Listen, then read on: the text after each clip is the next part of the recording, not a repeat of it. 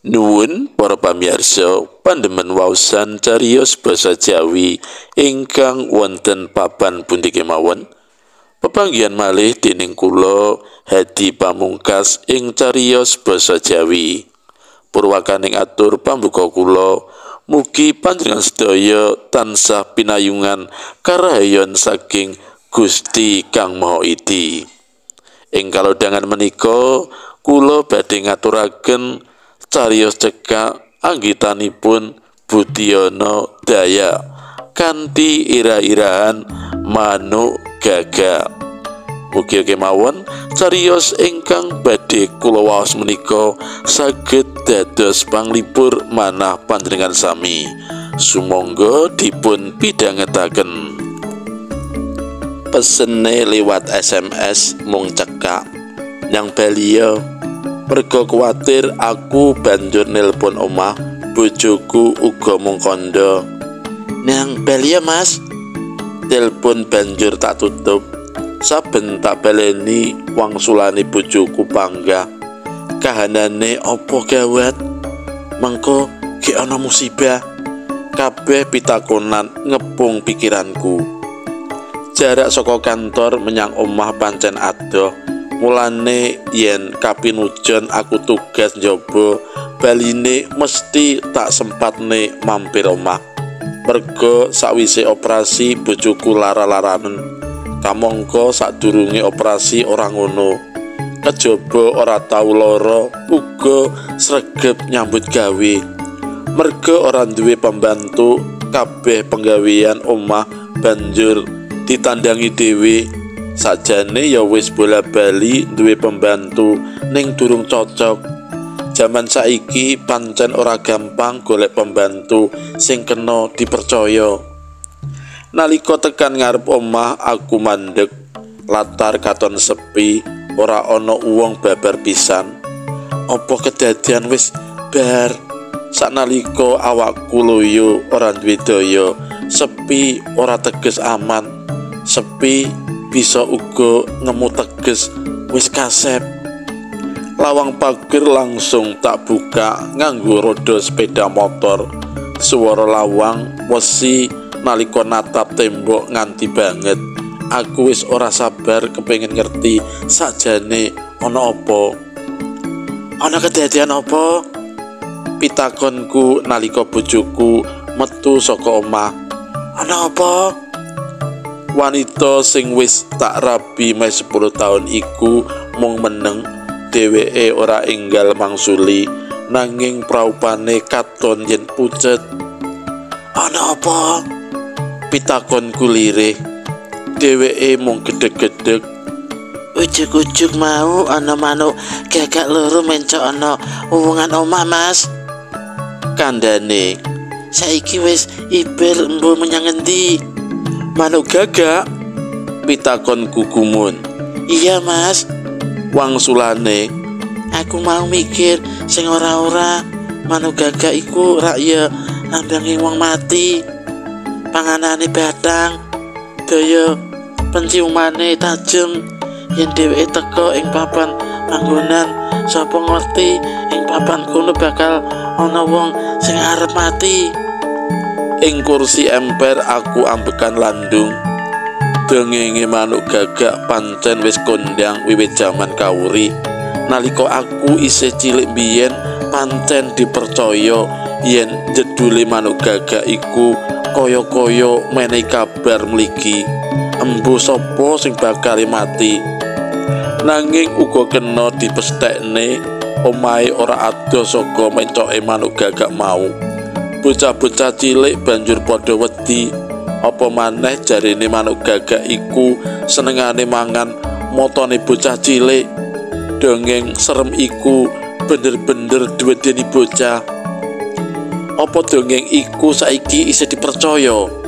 Aku malah ngira yen spesies iku wis meh cures. Kurang luwe wis 15 tahun aku ora weruh manuk sing rupane ireng lan matane tajem kuwi. Prejengane luwih medeni tinimbang manuk uwek. Untunge awan iku aku kasil yakinake bojoku yen tekane manuk gagak iku ora ana gandeng senenge karo loro lan pati. Merga ing kampungku ana wong telu sing lara luwih nemen. Sapa ngerti banjur njupuk salah sijine. Jam 3 awan ujug-ujug manuk gagak loro teka maneh.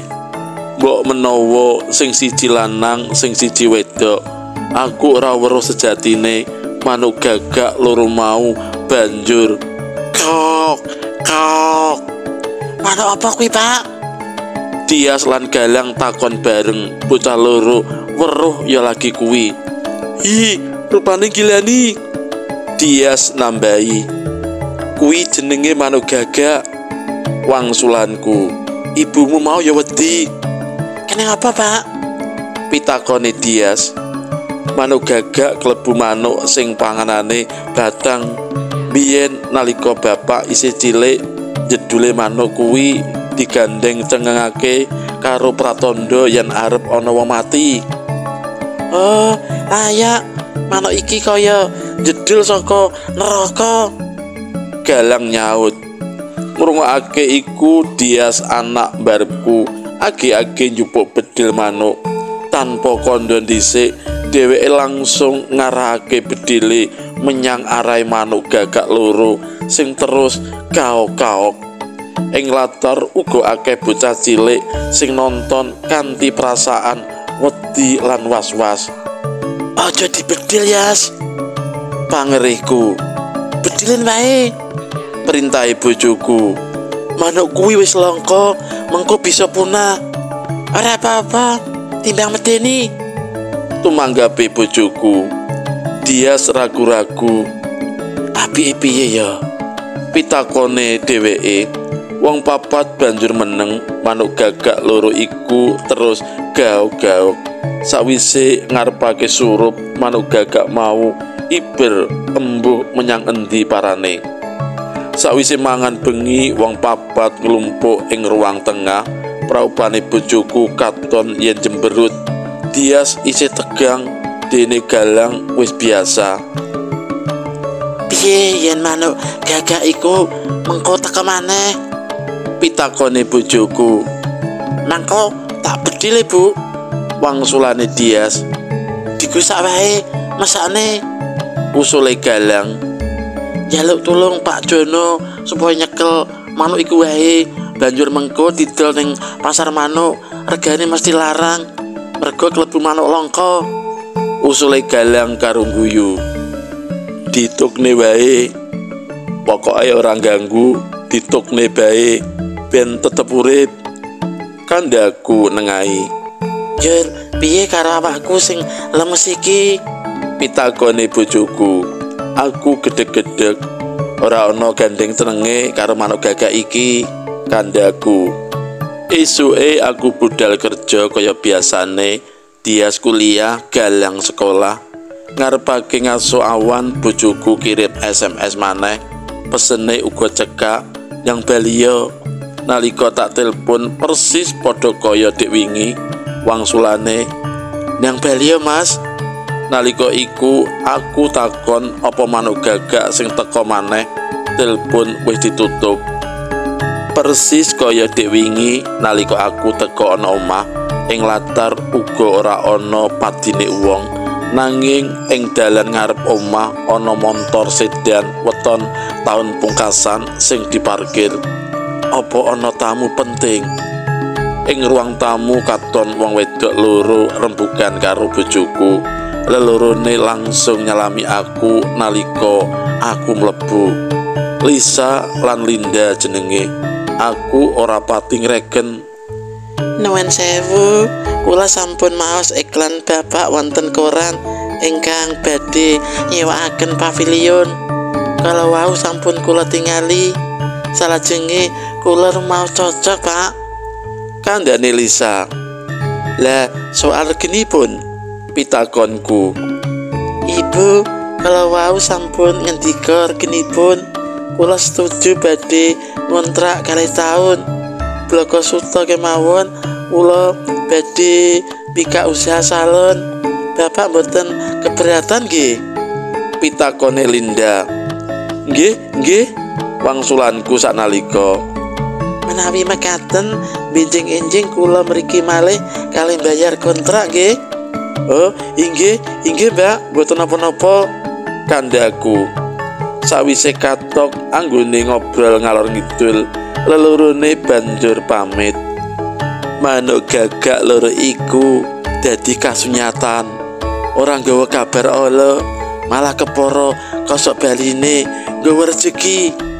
Kandhaku mantep. Bojoku nyobong guyu. Duit kontrakan iki mengko bisa kanggo tuku obat sampeyan, uga kena kanggo bayar SPP ne bocah-bocah, lan turane kanggo ganti kalungmu sing wis kadol. Setuju? Bojoku ora enggal mangsuli, dheweke malah nglandang tanganku. Kayane aku entuk kekuatan anyar. Muga-muga aku bisa sehat maneh kaya biyen. Kandhane. Kaya apa? Kaya lumrahe wanita sing duwe bojo gagah. Anggonku ngrungokake karo guyu. Kayane aku uga entuk kekuatan anyar maneh nalika aku lan bojoku arep mlebu kamar.